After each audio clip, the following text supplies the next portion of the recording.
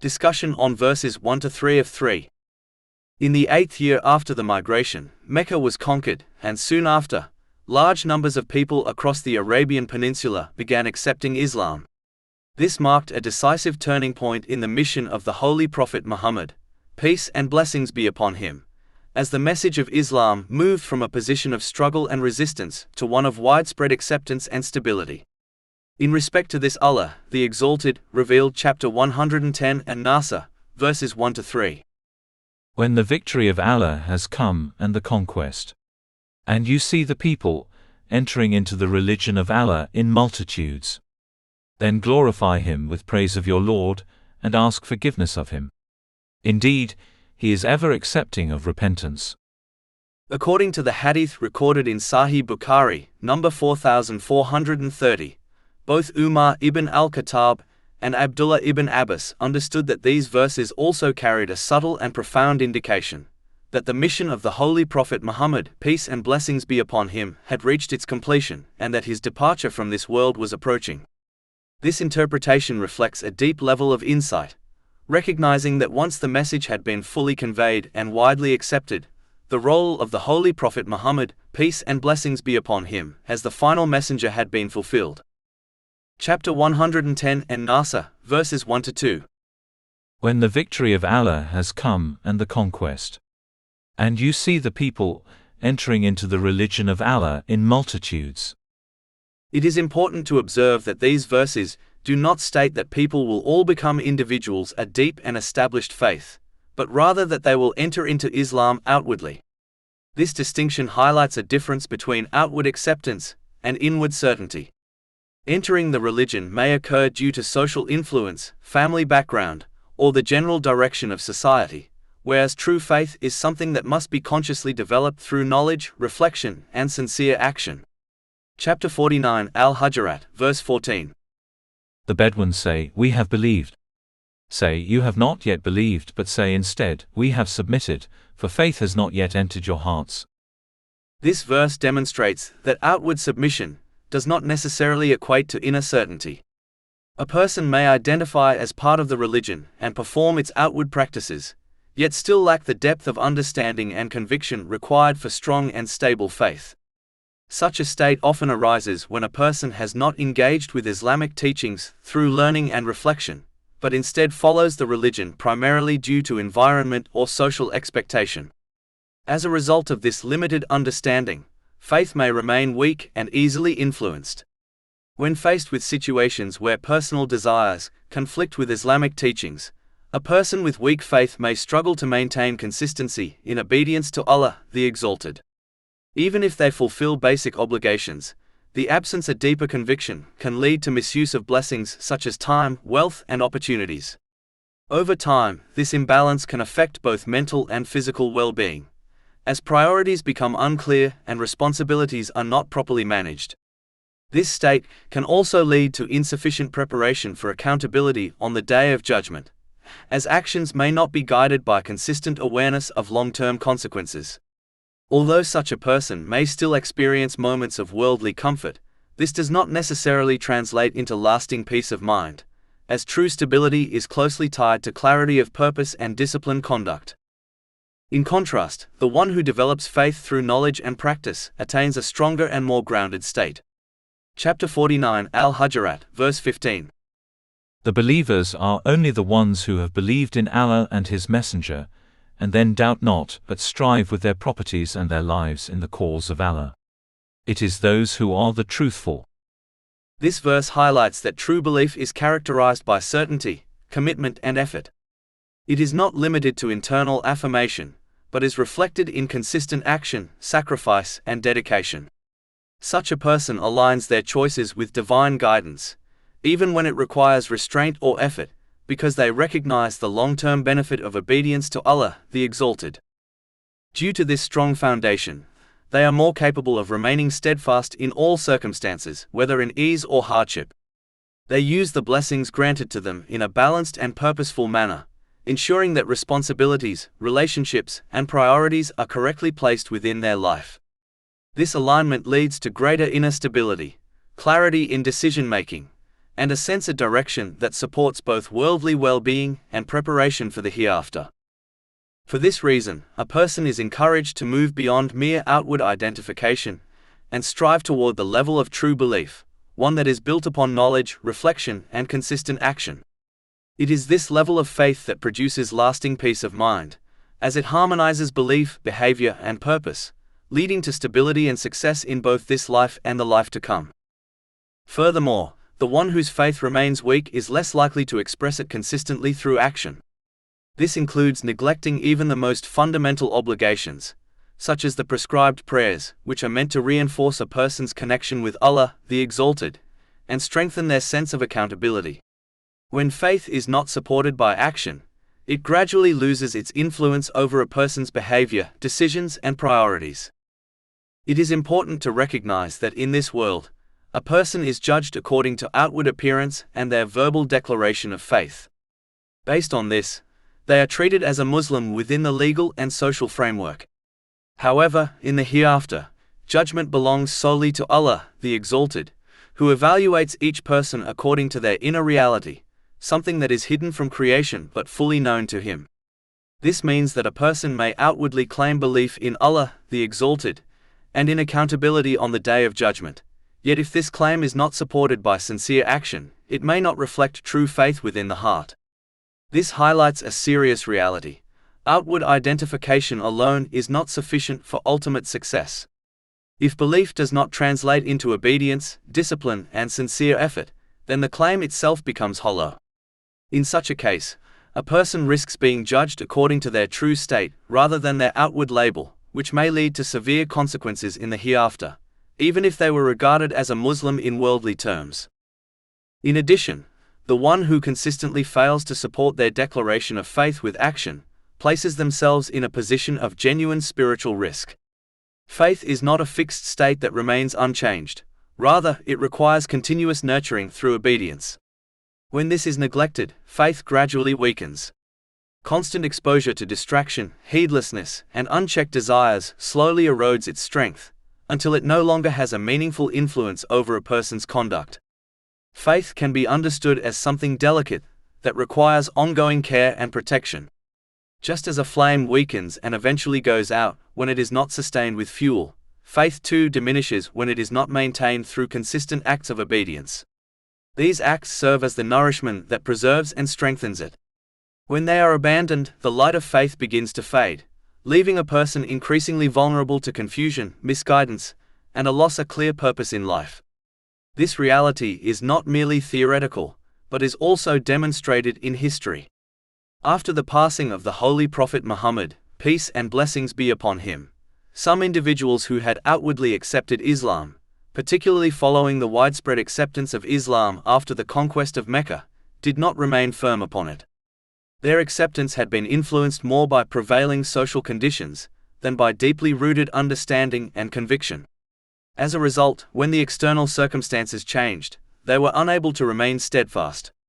This has been discussed in Imam Muhammad as-Salabi's, the biography of Abu Bakr as-Siddiq, pages 314 to 317, and in hadiths found in Sahih Bukhari, numbers 1399 to 1400. This illustrates an important principle. Faith that is not built upon knowledge and strengthened through consistent practice is vulnerable to change. When belief is based primarily on environment, culture, or social momentum, it may not endure during times of uncertainty or transition.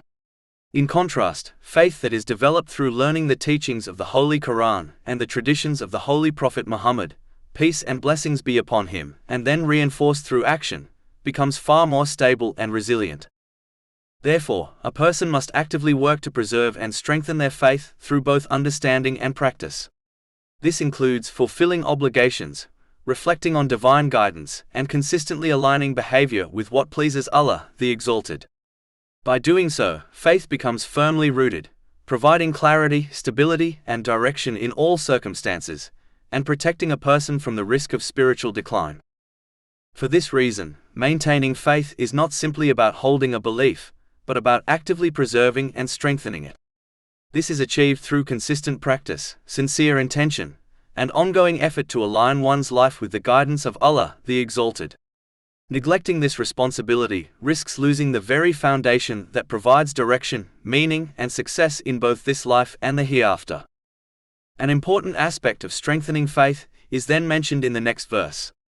Chapter 110 and Nasr, verse 3. Then glorify him with praise of your Lord, and ask forgiveness of him. Indeed, he is ever accepting of repentance. It is noteworthy that during times of hardship, the Holy Prophet Muhammad, peace and blessings be upon him, was repeatedly instructed to remain patient and to glorify Allah the Exalted. Yet, at the moment of victory and success, he was again commanded to glorify Allah the Exalted. This highlights a profound and consistent principle, that remembrance, praise and devotion to Allah the Exalted are required in every state, whether in difficulty or ease. Chapter 20 Taha, verse 130. So be patient over what they say and glorify Allah with praise of your Lord before the rising of the sun and before its setting, and during periods of the night exalt him, and at the ends of the day, that you may be satisfied. One of the co-lessons derived from this is the importance of combining patience during difficulty with gratitude during ease. Both states require the remembrance and glorification of Allah, the Exalted. Since everything that occurs, whether perceived as good or difficult, happens by His will, a person must avoid attributing negativity or injustice to Him. Instead, they are encouraged to adopt a constructive and balanced mindset, recognizing that every situation carries wisdom, even if it is not immediately understood.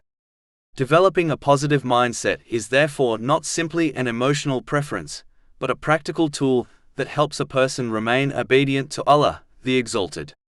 This obedience involves using all blessings, such as time, health, and resources, in ways that are pleasing to Him, as outlined in the Holy Quran and the traditions of the Holy Prophet Muhammad, peace and blessings be upon him. When difficulties arise, a person is encouraged to reflect that the situation could have been more severe, and if the hardship is worldly, to be grateful that it has not affected their faith, which is far more significant.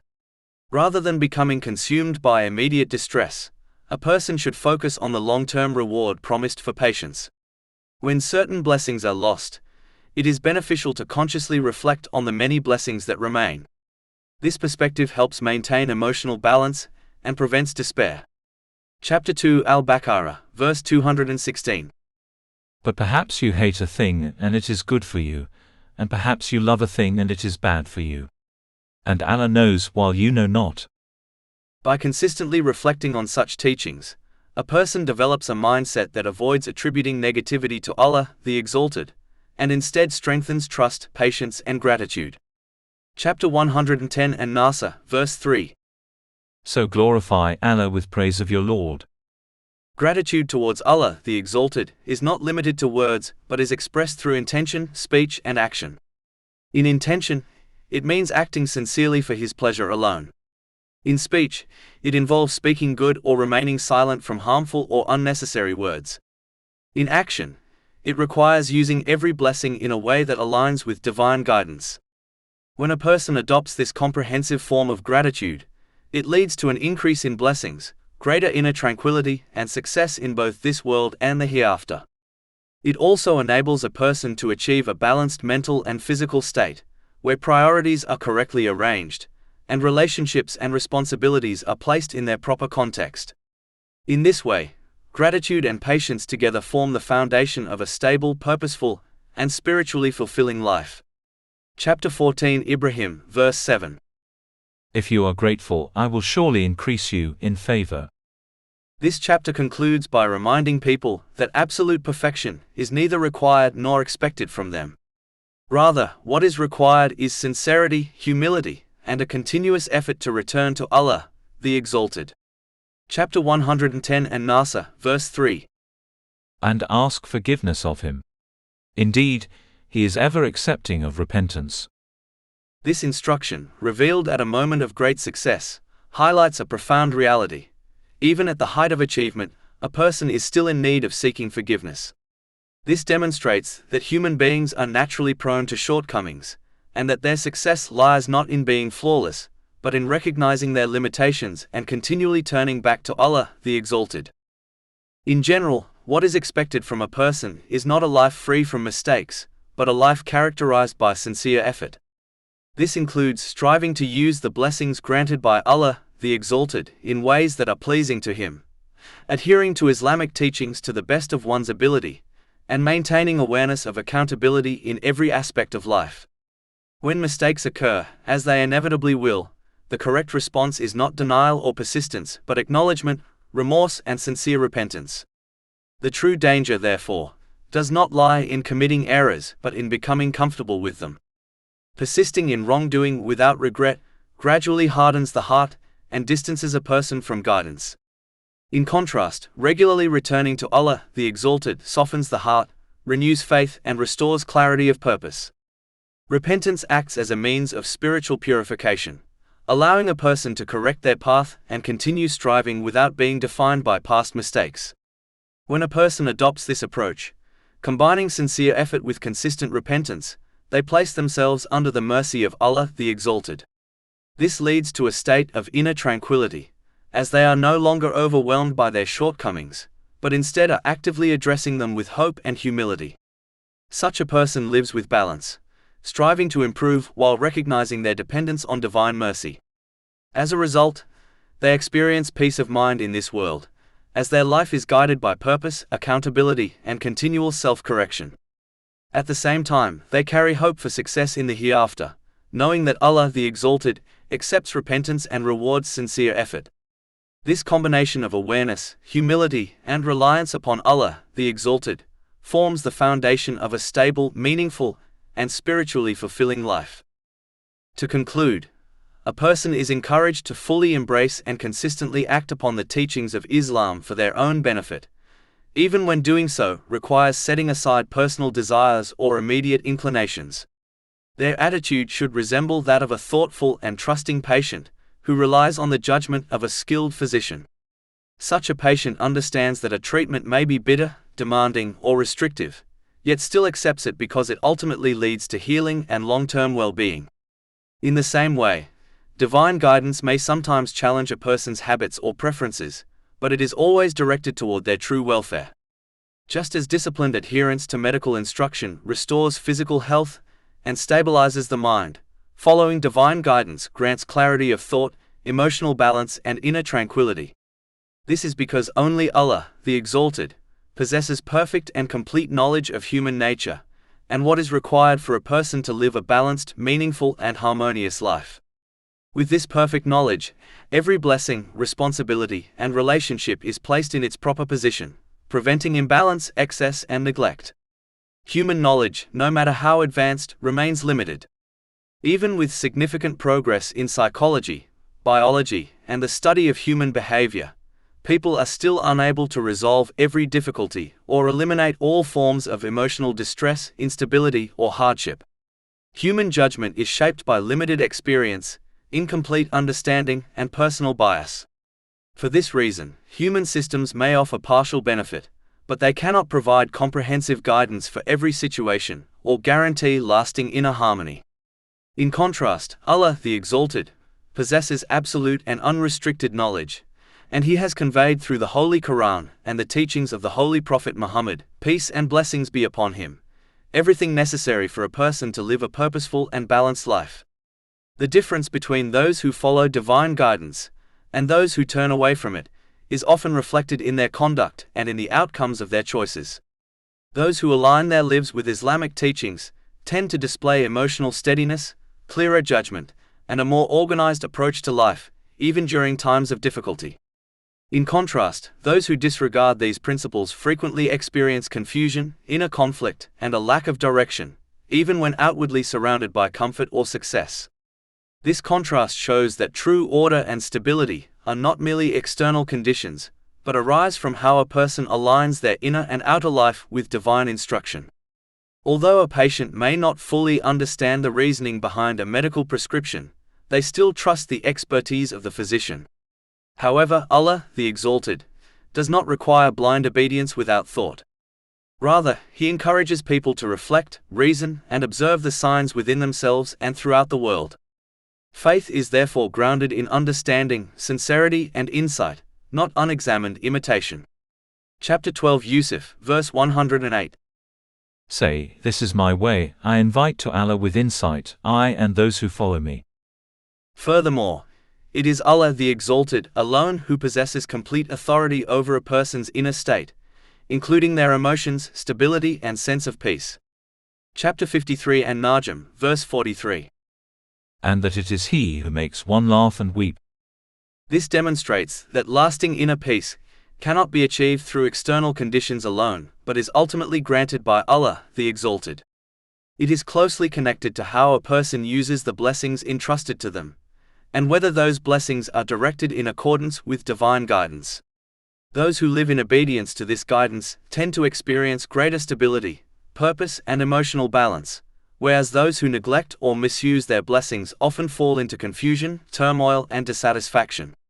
In the end, genuine peace, whether of mind, body or spirit, can only be attained through sincere alignment with the guidance of Allah, the Exalted. Divine guidance is not a restriction on life, but a framework that gives life structure, meaning and harmony in this world and in the hereafter. Chapter 16 and Nahl, verse 97. Whoever does righteousness, whether male or female, while he is a believer, we will surely cause him to live a good life, and we will surely give them their reward in the hereafter according to the best of what they used to do. All praise is due to Allah, Lord of the worlds, and may peace and blessings be upon His final messenger, Muhammad, his noble family and companions.